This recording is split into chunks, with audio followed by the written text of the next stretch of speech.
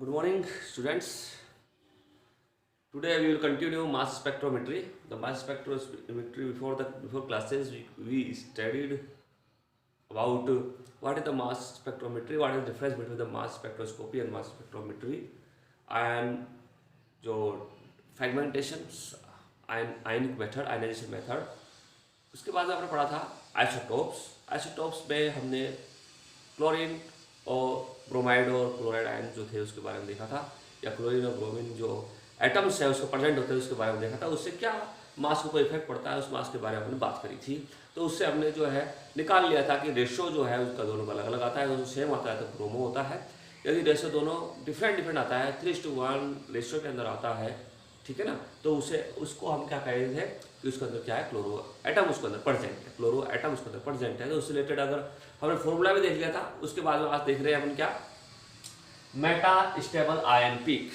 आज का देख रहे हैं अपन मेटा स्टेबल आयन पीक। ये मेटा स्टेबल आयन पीक क्या है, इसका 5 नंबर का क्वेश्चन आपके एग्जाम के अंदर, आपके एमएससी के एग्जाम के अंदर हमेशा आता है। उस चीज़ को थोड़ा सा जो है गौर से पढ़े और इस पर आपको किस प्रकार से देखना देख लीजिए कि अपन ने जो इंस्ट्रूमेंटल जो पढ़ा था, तो इंस्ट्रूमेंटल के बारे में बात की थी कि जिस प्रकार से एक आपका जो है स्लिट में से पास आउट होता है वेपर, जो आपका सैंपल है उस सैंपल के वेपर्स जो है वो वेपराइज कर करके उसके वेपर्स जो है, या फिर मॉलिक्यूलर आयन को वेपर्स के रूप में वोलेटाइल किया जाता है। वोलेटाइल के रूप में वो हमारे पास कहाँ आ जाता है, चैम्बर के अंदर आता है। जिसे उस चैम्बर में जहाँ पर कि इलेक्ट्रॉन्स की बम्बार्डमेंट की जाती है, वो इलेक्ट्रॉन्स की बम्बार्डमेंट कराने के बाद में इलेक्ट्रॉन्स जो आपके मॉलिक्यूल्स थे जो वोलेटाइल के रूप में थे, फ्यूम के रूप में थे, या फिर जो है वेपर के फॉर्म में थे, बिल्कुल अलग अलग सेपरेट थे और इस प्रकार से अलग अलग जो है घूम रहे थे। तो उसके ऊपर जो इलेक्ट्रॉन की बम्बार्डमेंट होने के बाद में वो ब्रेक डाउन हो जाता है, उसको फ्रैगमेंट हो जाता है, यानी उसका से इलेक्ट्रॉन जो है इलेक्ट्रॉन निकल जाता है, जो इजीली जो इसके लोन पेयर्स के अंदर या फिर उसके पाई बॉन्ड के अंदर इस प्रकार से प्रेजेंट होते हैं। तो उसके बाद में क्या होता है कि जैसे उसके बाद एसिलेशन चैम्बर्स या फिर एसिलेशन आपके जो रीजन्स, खूब सारे रीजन्स बना रखे थे। उसके बाद में एक मैग्नेटिक रीजन आता है, मैग्नेटिक रीजन के बाद में फिर क्या आता है, कलेक्टर आता है। आपने देखा था जो कलेक्ट करेगा उसके बारे में मॉनिटरिंग करेगा कि भाई किसका मोलिकुलर मास किसका क्या है, ठीक है ना। तो यहाँ पे जो मेटा स्टेबल आयन की पीक की बात कर रहे हैं, तो वो क्या होता है मेटा स्टेबल आयन पीक। जैसे ही हमारे पास डॉटर मान लीजिए मॉलिक्यूल है, एक सैंपल है, सैंपल जिसका मॉलिक्यूलर वेट m है, m से वो मॉलिक्यूलर आयन पीक या पेरेंटल आयन पीक में ब्रेक डाउन होता है, ठीक है। किसके रूप में, मॉलिक्यूलर आयन में पेरेंटल में ब्रेक डाउन होता है। और ये पेरेंटल क्या होता है कि वहां से हमारे फ्यूम चैम्बर्स होता हुआ एसिलेटर चैम्बर के रूप में जाता है, जहाँ पे खूब सारी स्लिट रखी जाती है जो उसको काइनेटिक एनर्जी प्रोवाइड करती है, उसको अपनी तरफ खींचती है। और खींच के मॉलिक्यूल्स जो है वो आपके मैग्नेटिक चैम्बर के अंदर एक पाथ पूरा आपने देखा था जब अपने इंस्ट्रूमेंटल की बात की थी, उसके अंदर पूरा का पूरा राउंड होता है, पूरा का पूरा घूमता है, उसके बारे में आपने बात की थी। तो यहाँ पे भी वो चीज़ बताना चाह रहा है कि जिस प्रकार से जो एसिलेटर स्लिट सी एसिलेटर रीजन था, वो रीजन और कलेक्टर के बीच में एक चीज़ आती है, वो आता है फर्स्ट फ्री रीजन, फिर इलेक्ट्रोस्टैटिक एनालाइजर होता है, फिर होता है सेकंड फ्री रीजन होता है, फिर मैग्नेटिक एनालाइजर आता है। तो मैग्नेटिक एनालाइजर आपने बात की थी लास्ट के अंदर, मैग्नेटिक एनालाइजर था। और 3 अपने जो रीजन के बारे में बात की थी, 3 रीजन इस प्रकार से थे जो कि उन सभी को कलेक्टिवली रूप से हमने क्या कहा था, एसिलेटर कह दिया था। एसिलेटर रीजन जो एसिलेट करते हैं, जो उसको उसकी स्पीड को बढ़ाते हैं, उसको एसिलेशन करते हैं, उसकी जो फ्रीक्वेंसी है उस फ्रीक्वेंसी को बढ़ाते हैं। उसके बाद में अपन ने यहाँ पे बात करते हैं इलेक्ट्रोस्टैटिक एनालाइजर है और मैग्नेटिक एनालाइजर। पहले इलेक्ट्रोस्टैटिक एनालाइजर वो है जो कि इलेक्ट्रॉन्स को, मतलब जो फ्रैगमेंट होंगे, फ्रैगमेंट जो है वो प्लस आयन के रूप में और रेडिकल के रूप में आते हैं, तो प्लस आयन को तो अपनी तरफ से अट्रैक्ट करता है, इस प्रकार से ये इलेक्ट्रोस्टैटिक। और इस प्रकार से जो मैग्नेटिक रीजन जो है उसको उसके मोलिकुलर वेट से हैवी और लाइटर के रूप में उसको आइसोलेट करके बाहर निकालता है, ठीक है। तो कहने का मतलब ये है कि इस प्रकार से जो है कि उसके स्पेक्ट्रा में एक अलग से हमने पीक देखी गई। वो अलग से पीक हमारी फ्रैगमेंट होने के बाद में एक बार और फ्रैगमेंटेशन हो जाता है, कहाँ पे, मैग्नेटिक चैम्बर और इलेक्ट्रोस्टैटिक एनालाइजर के बीच में। तो वो क्यों होता है, वो आपस में कोलिजन के थ्रू भी हो सकता है, आपस में कोलाइड कर रहे हैं, आपस में वो टकरा रहे हैं, तो इस तरह भी हो सकता है। और दूसरा जो है उसके अंदर जो हमने एसिलेट कर रहे हैं उसको बाहर निकाल करके वो मैग्नेटिक चैम्बर से कलेक्टर में लेके आना चाहिए, उसको जो है उसको प्लस चार्ज है तो माइनस चार्ज के थ्रू उसको क्या कर रहे हैं, अपनी तरफ खींचने की कोशिश कर रहे हैं। और ऐसी कंडीशन में भी क्या होता है कि उसके अंदर से कुछ ना कुछ जो और फ्रैगमेंटेशन हो जाता है, यानी वो मोलिकुलर आयन जो पेरेंटल आयन मोलिकुलर आयन बना था वो बाद में जाकर के सेकंड फील्ड फ्री रीजन के अंदर मैग्नेटिक एनालाइजर से पहले, कलेक्टर से पहले, मैग्नेटिक एनालाइजर से पहले सेकंड फील्ड फ्री रीजन के अंदर जो मोलिकुलर आयन पीक या पेरेंटल आयन पीक और एक और ज्यादा दूसरे फ्रैगमेंट के अंदर जिसे बोलते हैं डॉटर आयन पीक मिलेगी। डॉटर आयन के रूप में हो जाता है, फ्रैगमेंटेशन उसका हो जाता है, या उसका जो फ्रैगमेंट के रूप में वो टूट जाता है, तो उसका जो मिलता है डॉटर आयन पीक, इस डॉटर आयन पीक को ही क्या कहते हैं हम, Meta stable ion peak. Meta stable ion peak, क्योंकि मेटा इसलिए बोला गया सेकंड नंबर पर इसका क्या हुआ है, फ्रैगमेंटेशन हुआ है।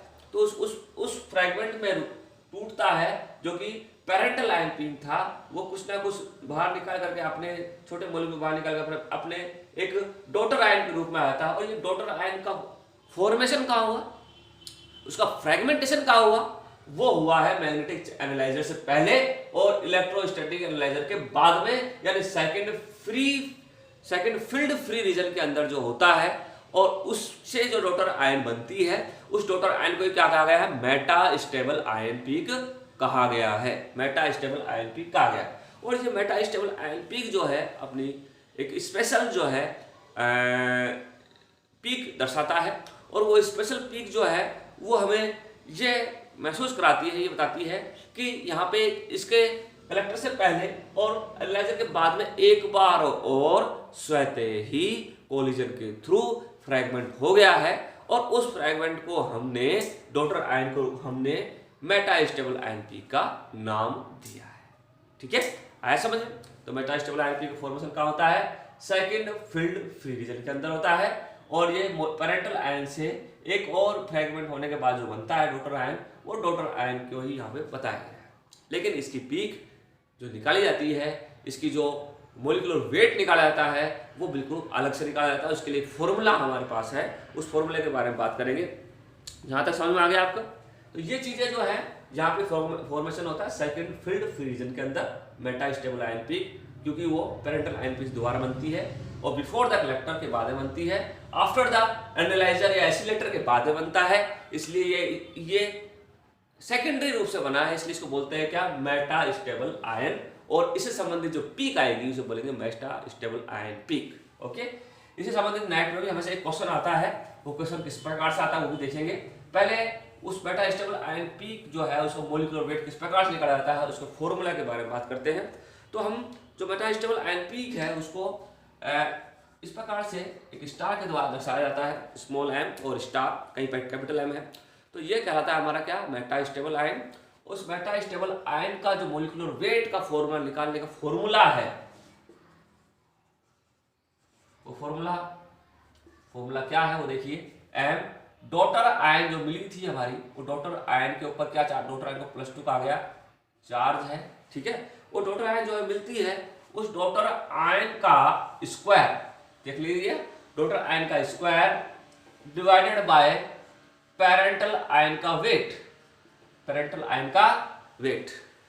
आयन जो बना था उस पेरेंटल आयन का वेट और डॉटर आयन का स्क्वायर जो है वो कहलाता है हमारा क्या, ये जो कहलाएगा हमारा, इससे जो निकल के आएगा मोलिकुलर वेट वही क्या होगा हमारा पेरेंटल आयन, ये मेटा स्टेबल आयन का मोलिकुलर वेट होगा। ठीक है, यहाँ जो निकल के आएगा वही कहलाएगा हमारा मेटा स्टेबल आयन का मोलिकुलर वेट। और ये फॉर्मूला जो है मेटा स्टेबल आयन का फॉर्मूला निकालने काम में आता है। ठीक है, तो इस प्रकार से जो है हमारा मेटा स्टेबल आयन पीक को हमने कहाँ फॉर्मेशन हुआ, सेकंड फील्ड फ्री रीजन के अंदर हुआ, कलेक्टर से पहले हुआ, मैग्नेटिक फील्ड जो मैग्नेटिक एनालाइजर बताया था मैंने, इंस्ट्रूमेंटल जो पढ़ा था उससे पहले होता है। और एसिलेशन चैम्बर जो था वो एसिलेशन चैम्बर या एसिलेशन रीजन के बाद में होता है। ठीक है, और ये मेटा स्टेबल आयन कंडीशंस क्या है कि इसका जो मोलिकुलर वेट है वो मोलिकुलर वेट हमारा इंटीग्रल फॉर्म के रूप में नहीं होता है। किस फॉर्म में नहीं होता,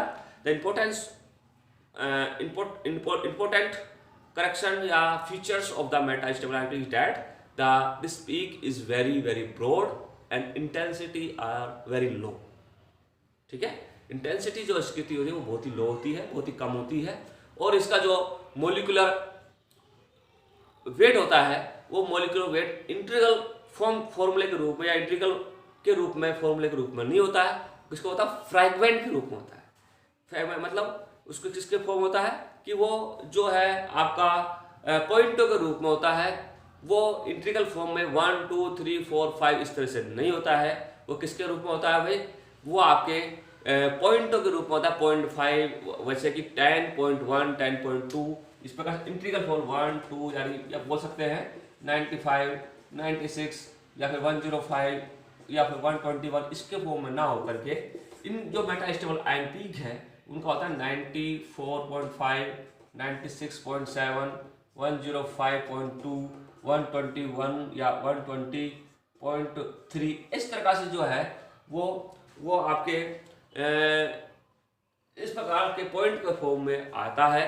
तो वो कह सकते हैं कि उस सैंपल के अंदर या उस मास स्पेक्ट्रा के अंदर एक क्या है मेटास्टेबल आयन पीक और उपस्थित है।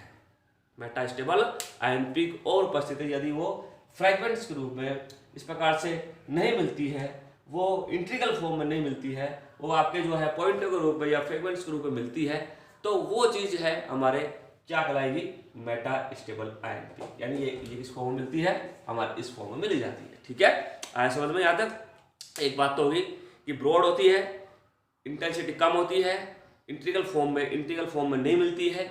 ठीक है, और इसकी जो एमिडेंस है वो एमिडेंस ही बहुत ही कम होती है, इट इज वेरी लो। इसकी एमिडेंस कितनी होती है 10⁻⁻² के आसपास होती है। इसकी एमिडेंस बहुत ही कम होती है, इसलिए इसकी इंटेंसिटी बहुत ही कम आती है। लेकिन ये हमारे कोर्स में है, 5 नंबर का क्वेश्चन कवर करती है और नेट में इसे संबंधित क्वेश्चन आता है, इसलिए इसको पढ़ना और समझना बहुत ज़्यादा जरूरी है। ठीक है, अब आगे देखिए क्वेश्चन के द्वारा इसको समझ लेते हैं।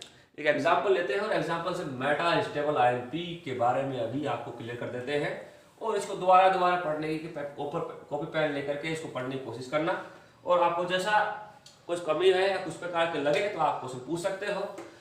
फॉर्म एक क्वेश्चन दे रहा हूं मैं, उस क्वेश्चन को आप लोग जो है समझने की कोशिश करना कि मेटास्टेबल पीक किस प्रकार से निकाला जाता है। एमीन हो गया और इसके साथ में एक OCH3 ग्रुप और जुड़ा हुआ है। जब हम बात करते हैं इसके फ्रेगमेंटेशन इलेक्ट्रॉन बॉम्बार्डमेंट करवाते हैं, इलेक्ट्रॉन बॉम्बार्डमेंट कराने के बाद में क्या होता है भाई, सबसे पहले बनेगी मेटा मोलिकुलर आयन पीक या मोलिकुलर आयन बनेगा। तो मोलिकुलर आयन में NH से एक यहाँ से एक रेडिकल निकल रहा है, इसलिए इसको हमने क्या मान के चल रहे हैं ये है, और यहाँ पर भी कुछ सिंपल इस फॉर्म में CH3 के फॉर्म में यहाँ बना हुआ है। ठीक है, ये हो गया आपका पास मोलिकुलर आयन हो गया, ये Mi हो गया है मोलिकुलर आयन। ठीक है, इस मोलिकुलर आयन के बाद में क्या होगा कि ये तो आपका कहता है पेरेंटल, अब हो जाएगा आपका क्या, इससे बनेगा डॉटर। तो डॉटर के रूप में हम क्या कर सकते हैं कि ये जो फ्रैगमेंट है ये फ्रैगमेंट टूटेगा और निकलेगा अपने पास इस प्रकार से जो है NH निकल रहा है, और NH के फॉर्म में हमें जो देखने को मिल रहा है प्लस डबल बॉन्ड के बाद में यहाँ से ये फ्रैगमेंट और ये O, और निकल गया है CH3 radical form, CH3 radical form. तो इस प्रकार से जो पेरेंटल से बन गया क्या डॉटर आयन। ठीक है, तो डॉटर आयन ये बन गई है। अब देखिए डॉटर आयन में इसका जो मोलिकुलर वेट था वो कितना था 123 हमें मिला, मोलिकुलर वेट 123 है, और 123 से CH3 15 निकाल दीजिए, क्या मिलेगा 108। तो M/E कितना आ गया इसका 108। तो डॉटर कितना आ गया, इस डॉटर क्या बनेंगे M2 प्लस इसको कहा जाएगा M2 प्लस आपके रूप फॉर्म में यहाँ मिल रही है, तो वो M2 प्लस आपको मिल रहा है, तो M2 प्लस डॉटर हो गया, और M1 प्लस जो है आपका पेरेंटल हो गया। फॉर्मूला क्या था M स्टार इसका मोलिकुलर आयन पीक निकालने का, सॉरी मेटास्टेबल आयन पीक के निकालने का मोलिकुलर वेट निकालने का फॉर्मूला ये था। इसमें M2 स्टार जो स्मॉल था या डॉटर आयन था उसकी जो मोलिकुलर वेट आ रहा है उसका दुगना, और नीचे जो है M प्लस जो डॉटर जो पेरेंटल था उस पेरेंटल का इसके अंदर डिवाइड करने के बाद कितना आ गया 108 × 108 अपॉन क्या आएगा 123। तो क्या मिल रहा है देखो कैलकुलेट करके, कैलकुलेट करके मिलता है 94.8। तो 94.8 जो है वो है हमारा क्या, मेटा स्टेबल आयन का मोलिकुलर वेट है। ठीक है, तो इस प्रकार से जो है हमें ये फॉर्मूले से इस तरह के निकाल करके हमें पता चल गया कि इसका जो मोलिकुलर वेट कितना आता है 94.8। तो 94.8 फॉर्मूला निकालने का ये this is called Meta stable ion, और मेटा स्टेबल आयन का फॉर्मेशन होता है तो आप देख चुके हो। इस प्रकार से मेटा स्टेबल आयन कंप्लीट होता है। और अगले क्लास में पढ़ेंगे हम क्या, फ्रेगमेंटेशन मोड्स, नाइट्रोजन रूल्स। ठीक है, उस क्लास में पढ़ेंगे। तो stay home stay safe. Thank you so much.